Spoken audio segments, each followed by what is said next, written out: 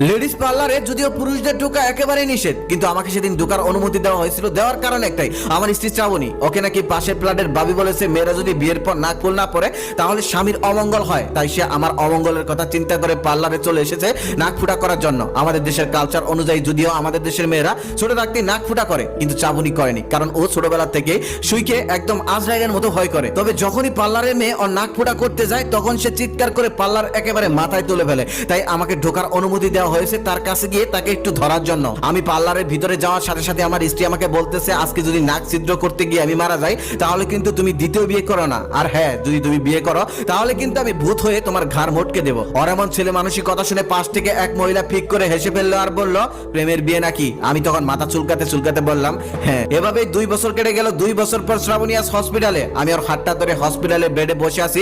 ওর কপালে নীল রোগটা একদম বের হয়ে গেছে, চোখের কোণে টপ টপ করে জল পড়ছে, তবে ঠোঁটের কোণে